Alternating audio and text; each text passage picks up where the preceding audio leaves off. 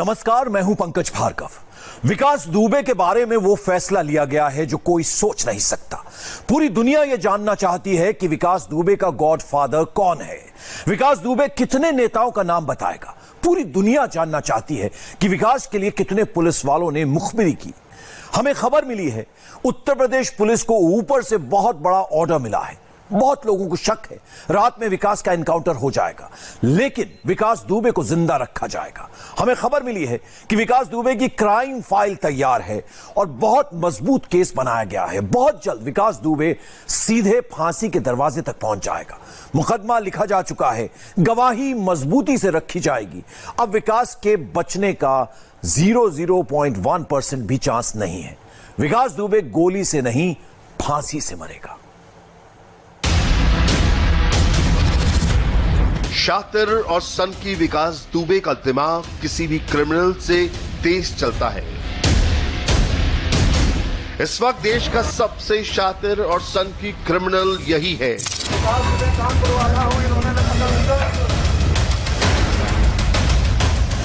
विकास दुबे अगर जिंदा है, अगर पुलिस की गोली को चकमा देने में विकास कामयाब रहा, तो उसके पीछे मोस्ट वांटेड का क्रिमिनल माइंड है।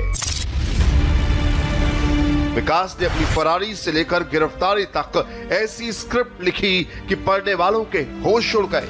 यकीन करना मुश्किल है कि बिकरू से भागा विकास दुबे उज्जैन में कैमरों के सामने भगवान के मंदिर में गिरफ्तार होगा। किसी बॉलीवुड स्क्रिप्ट के अंदाज में विकास दुबे ने अपनी गिरफ्तारी की स्क्रिप्ट लिखी। इस स्क्रिप्ट में विकास दुबे के डायलॉग थे, विकास दुबे के शातिर दिमाग वाली प्लानिंग थी और विकास दुबे की ही खतरनाक एक्टिंग भी थी। और इस पूरी स्क्रिप्ट को लिखकर उसने दिखा दिया किस तरीके से दुर्दांत अपराधी की असल हकीकत षड्यंत्रकारी है।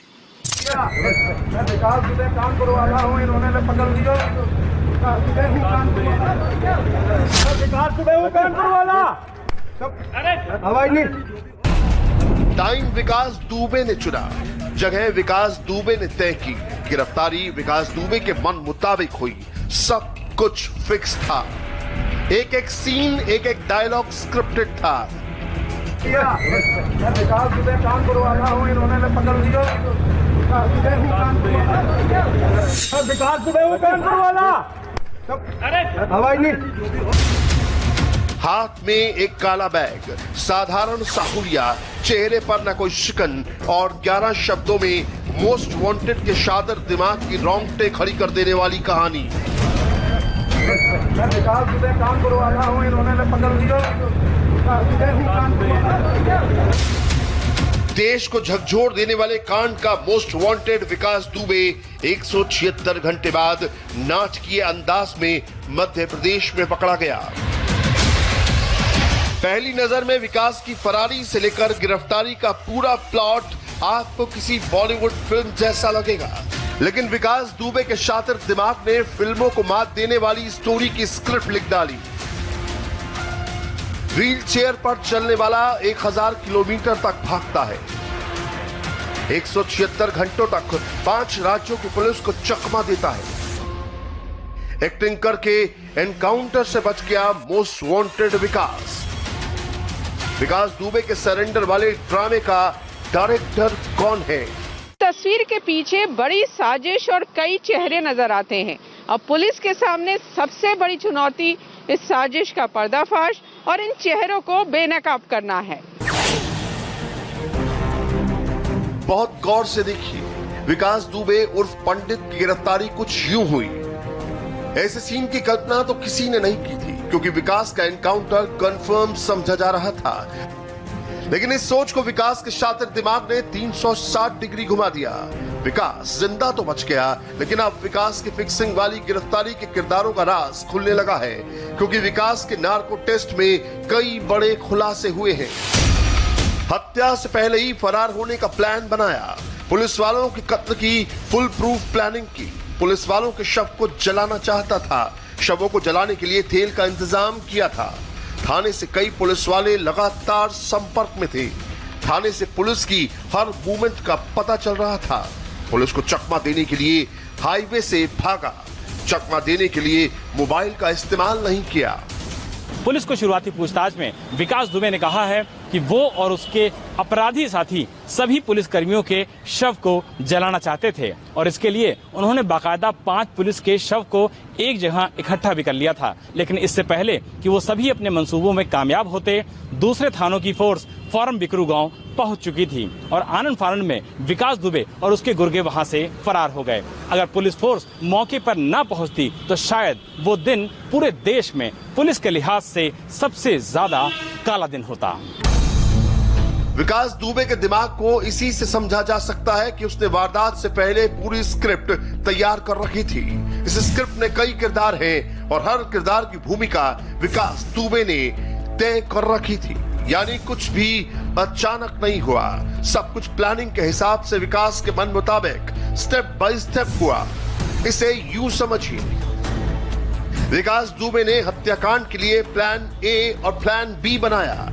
प्लानिंग में हत्या का तरीका, भागने का रूट और छिपने का ठिकाना, एनकाउंटर से बचने के लिए गिरफ्तारी का ड्रामा पहले से तय किया। शातिर विकास को पता था कि पुलिस वालों की हत्या के बाद बिकरू में रहना असंभव है। जिंदा बचने के लिए विकास दुबे ने सब कुछ पहले से सेट कर रखा था, क्योंकि उसे यकीन है कि एनकाउंटर से पहले प्लांटेड गिरफ्तारी हो गई तो बच जाएगा।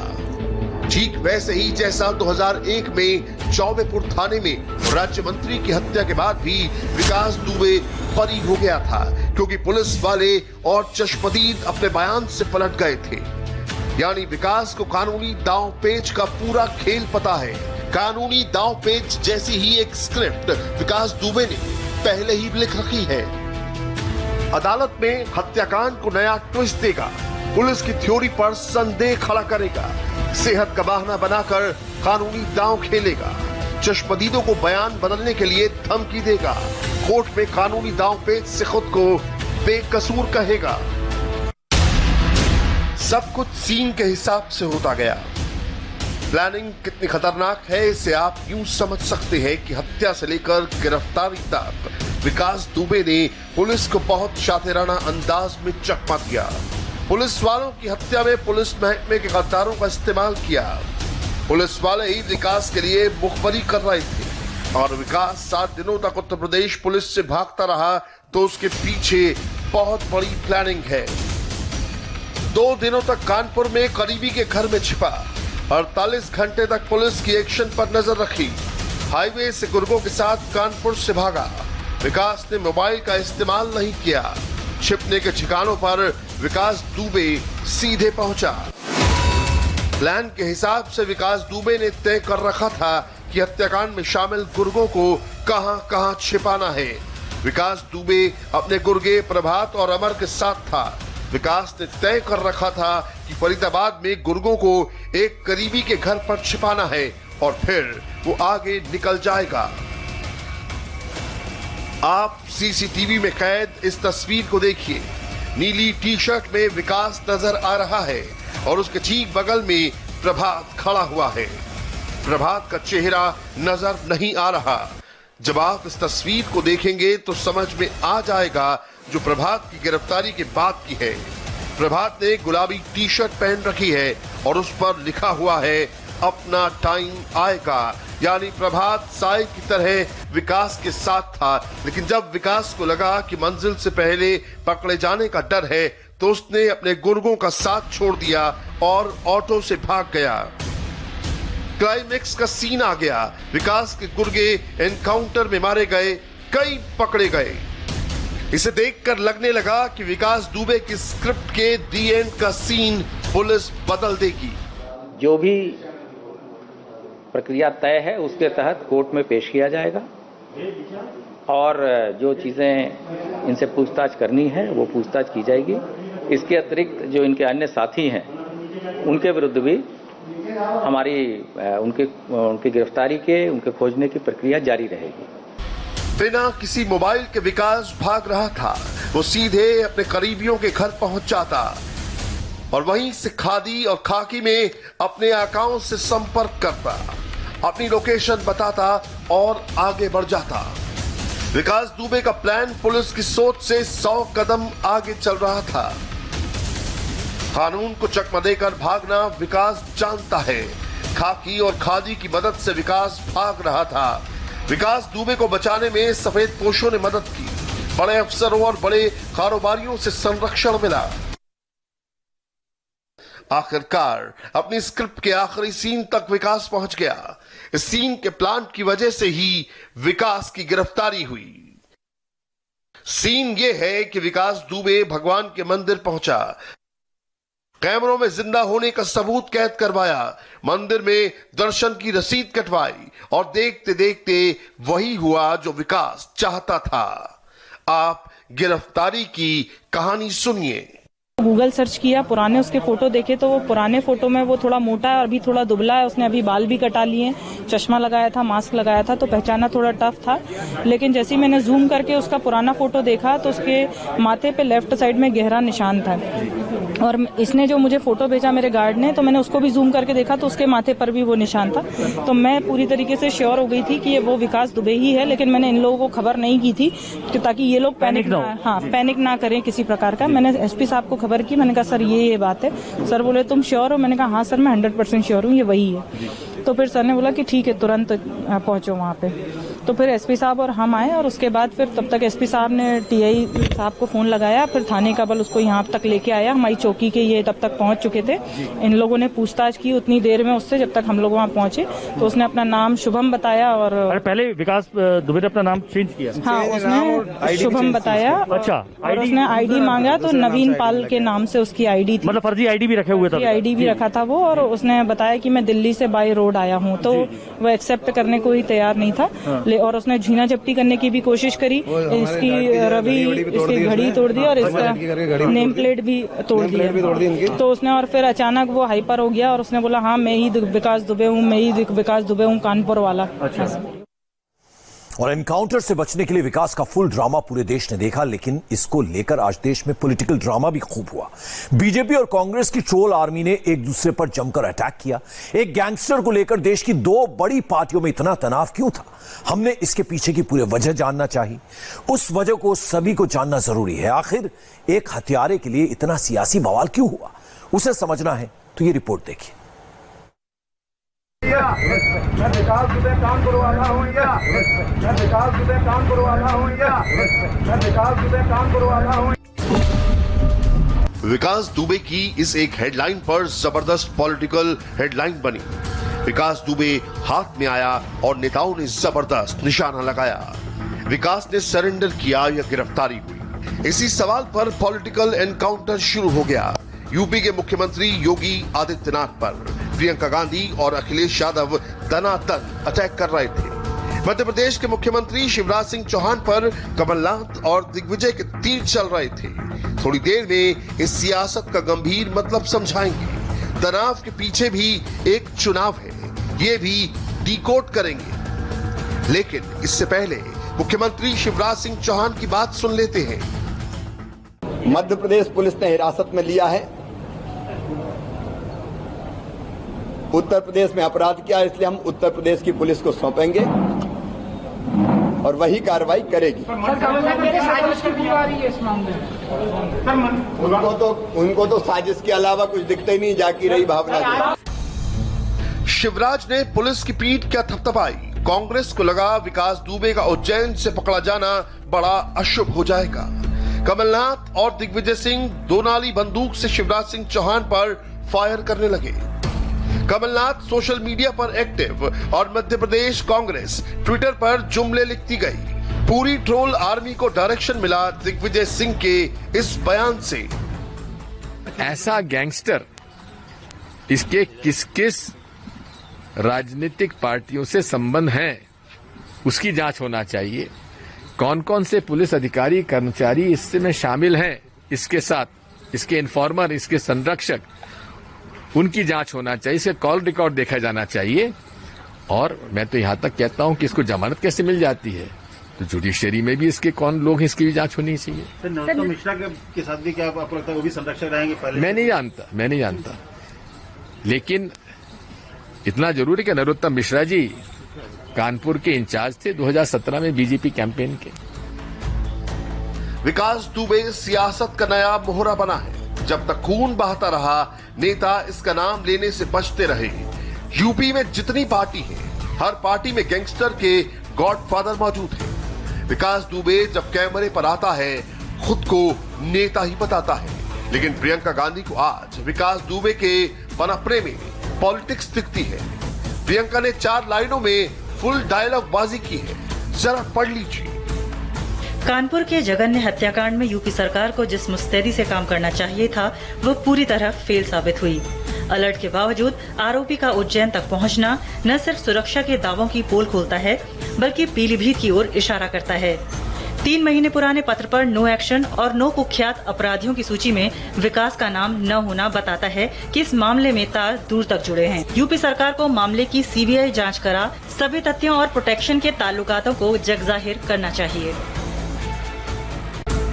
उत्तर प्रदेश में कांग्रेस की बदहाल सड़क बड़े दिनों से विकास की बांट जो रही थी, जिसे ऑक्सीजन देने का काम किया गैंगस्टर विकास के सरेंडर ने। प्रियंका गांधी के इस अटैक का जरा मतलब भी समझिए। लखनऊ में प्रियंका गांधी सॉलिड एंट्री चाहती थी, लेकिन मुद्दा नहीं मिल रहा था। योगी आदित्यनाथ को घेरने का सबसे मुफीद मौका यही था। उत्तर प्रदेश और मध्य प्रदेश दोनों में पॉलिटिकल कैलकुलेशन के हिसाब से बयानबाजी चल रही है। शिवराज की सियासत उपचुनाव पर टिकी है। सितंबर में 24 विधानसभा सीटों पर उपचुनाव है। सरकार की स्थिरता इन्हीं पर निर्भर करती है। विकास दुबे पॉलिटिकल एजेंडा क्यों बना है, इसका मतलब आप समझ गए होंगे। गैंगस्टर विकास को लेकर पॉलिटिक्स क्यों हो रही है और निशाने पर गृह मंत्री नरोत्तम मिश्रा क्यों हैं, उसकी पूरी क्रोनोलॉजी यूपी कांग्रेस ने समझाई है। आप क्रोनोलॉजी से जुड़े कुछ तथ्य समझिए। विकास दुबे उज्जैन से गिरफ्तार हुआ। नरोत्तम मिश्रा मध्य प्रदेश के गृह मंत्री हैं। नरोत्तम मिश्रा उज्जैन के प्रभारी हैं। नरोत्तम मिश्रा कानपुर चुनाव में प्रभारी थे। विकास दुबे कानपुर का रहने वाला है। एक स्क्रिप्ट विकास ने लिखी, अब एक स्क्रिप्ट नेता लिख रहे हैं। नरोत्तम मिश्रा पर सवाल को एमपी कांग्रेस के इस ट्वीट से जोड़कर देखा जा रहा है। सूत्रों के मुताबिक कल रात ही उज्जैन कलेक्टर और एसपी महाकाल मंदिर गए। बंद कमरे में बैठक हुई। पता नहीं पटकथा लीक कैसे हो गई। बाकी स्क्रिप्ट के अनुसार सीएम एचएम के बयान आ ही रहे हैं। कांग्रेस ने तोप का मुंह मुख्यमंत्री और गृह मंत्री दोनों की तरफ किया था, लिहाजा जवाब देने खुद नरोत्तम मिश्रा सामने आए। बड़ा हो, हमारी पुलिस छोड़ती नहीं है किसी को भी, और विकास को भी पकड़ा है और गिरफ्तार कर लिया है, हमारी कस्टडी में है। विकास दुबे के विकास के पीछे प्योर राजनीति थी। विकास पकड़ा गया है, पूछताछ होगी, और जिस तरह से इसका पॉलिटिकल कनेक्शन सामने आया है, हर दल का नेता एक्सपोज होगा जो उसकी आपराधिक फसल को खाद और यूरिया देता था। आगे बढ़ते हैं। भारत चीन सीमा विवाद पर इस वक्त की बड़ी खबर सीधे एलएसी से आ रही है।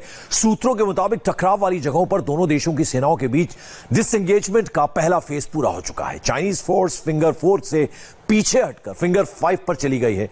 जिन जगहों से चीन की सेना पीछे हटी है, उन्हें टेम्पररी नॉन पेट्रोलिंग जोन समझा जाएगा और इन इलाकों में दोनों ही देशों के सैनिक कोई पेट्रोलिंग नहीं करेंगे। डिसएंगेजमेंट के दूसरे फेज में पूरा का पूरा फोकस चीन की सेना को उनकी पुरानी और परमानेंट लोकेशंस की तरफ भेजने पर होगा। शुक्रवार को दोनों देशों के बीच एक और बैठक होगी, जिसके बाद कोर कमांडर लेवल की बातचीत हो सकती है। यह सब कुछ ऐसे नहीं हुआ है। इसके पीछे की वजह है प्रधानमंत्री मोदी की कूटनीति और सैन्य नीति, जिसकी चर्चा पूरी दुनिया में हो रही है। हेडलाइंस बन रही हैं और चीन के सारे दुश्मन भारत के फॉर्मूले पर काम करने में लगे हैं। बाबा विश्वनाथ और गंगा मैया का आशीर्वाद हम सभी पर बना रहे। हर हर महादेव। नरेंद्र मोदी की लाइन और वॉशिंगटन में हेडलाइन बहुत कुछ कहती है।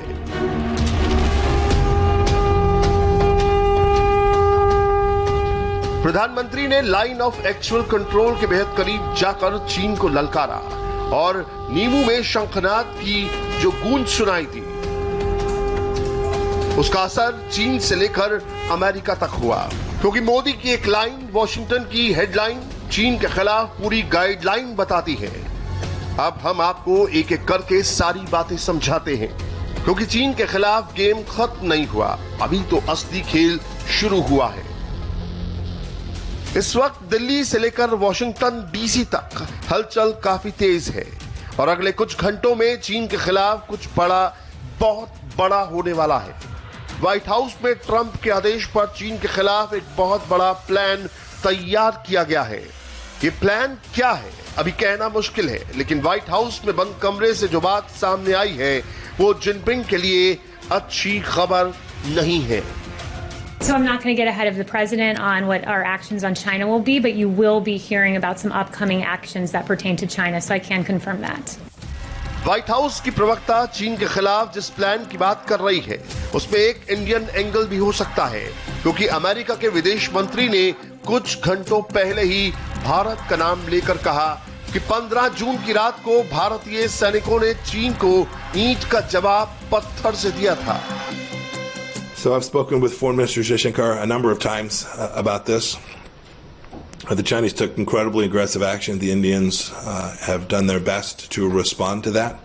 I put this in the context of General Secretary Xi Jinping and his behavior throughout the region and indeed throughout the world. I don't think it's possible to look at that particular instance of Chinese Communist Party aggression in isolation. I think you need to put it in the larger context. When I was up here once before, we talked about the number of both maritime and boundary disputes that the Chinese Communist Party has engaged in. I think it's unequaled any place else in the world. There aren't many neighbors that can satisfactorily say that they know where their sovereignty ends and that the Chinese Communist Party will respect that sovereignty. That's certainly true now for the people of Bhutan as well. This is what the world must come together to respond to.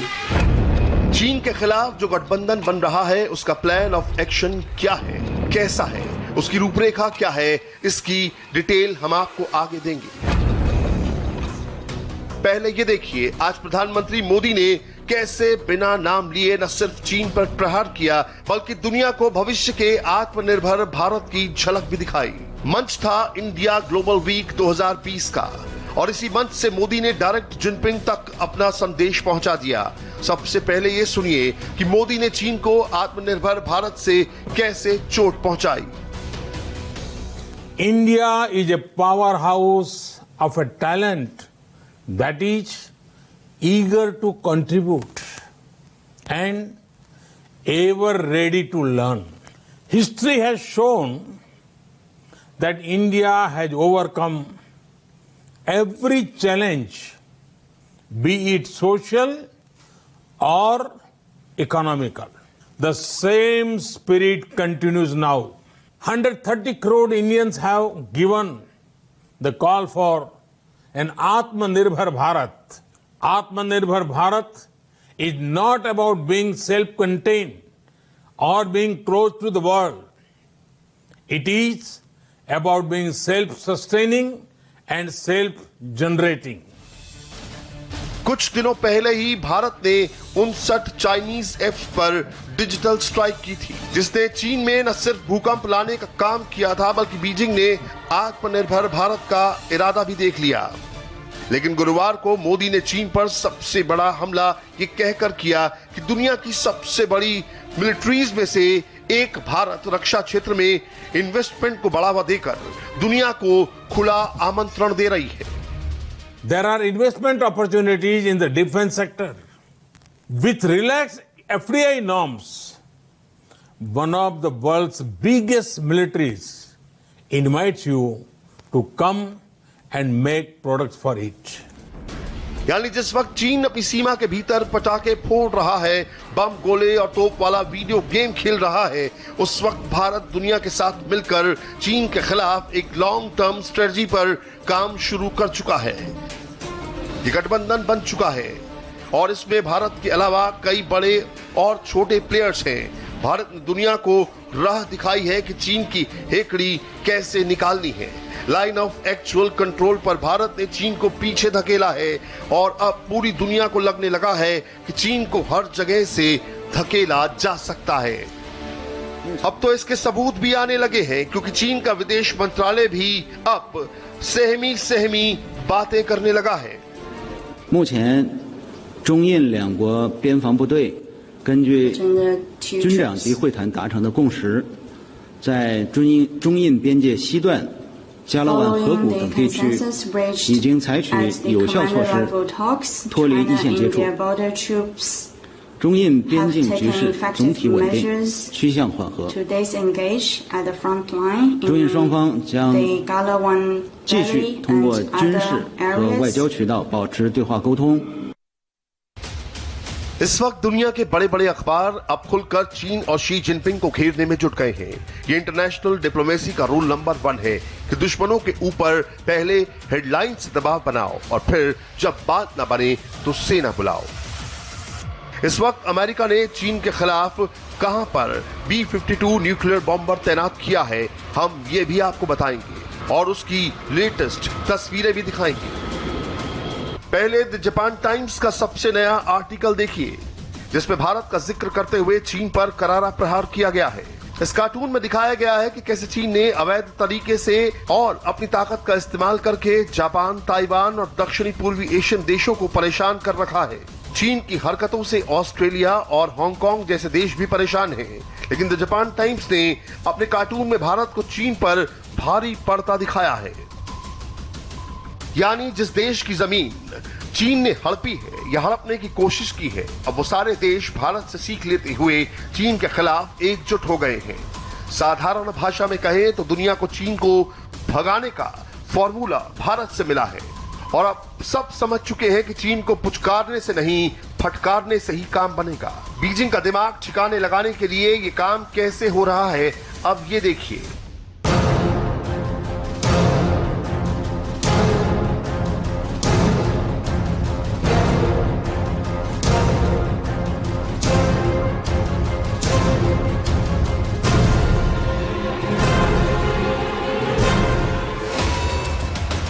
इस वक्त सबसे ज्यादा हलचल दक्षिण चीन सागर में मची हुई है। अमेरिका ने साउथ चाइना सी में अपने एयरक्राफ्ट कैरियर्स तो उतारे ही, अब ट्रंप ने अमेरिका के सबसे शक्तिशाली B-52 न्यूक्लियर बॉम्बर को भी साउथ चाइना सी में भेज दिया है। इसे सीधे सीधे अमेरिका का शक्ति प्रदर्शन कहा जा रहा है। इन तस्वीरों ने चीन में डर का माहौल पैदा कर दिया है और वहां का सरकारी अखबार ये लिख रहा है कि अमेरिका सीधे सीधे चीन को उकसाने का काम कर रहा है और साउथ चाइना सी में अमेरिका के आक्रामक रवैये के नतीजे अच्छे नहीं होंगे। यानी चीन एक तरफ डर भी रहा है और धमकी भी दे रहा है, लेकिन वो ये ना भूले कि LAC पर अगर भारत ने उसे पीछे धकेला तो इंडो पैसिफिक ओशियन में चीन की हेकड़ी निकालने के लिए क्वेड यानी ऑस्ट्रेलिया, भारत, जापान और अमेरिका पहले से तैयार हैं। ये चारों देश चीन पर कैसे भारी पड़ेंगे, अब एक एक्सपर्ट की जुबानी ये भी सुन लीजिए। I believe these 4 countries are uniquely willing and able to push back against Chinese aggression. China does not hold a veto in any of these 4 countries. It does not hold a preponderance of economic influence. It does not have elite capture. It can't turn the screws in the same way that it can among a lot of its neighbors, which is in part why I think it falls on the Quad to lead this response. We are the 4 Indo-Pacific democracies that can say no, that can push back when we must. And so the burden is going to fall to us. And that's why it's hopeful to me that India has really, in the past few years, sort of come around on the Quad. And hopefully now, after the latest LAC crisis, becomes even more ambitious. यानी चीन के खिलाफ game clear है। मोदी दुनिया को message दे रहे हैं, planning को लीड कर रहे हैं और अमेरिका सहित चीन के सभी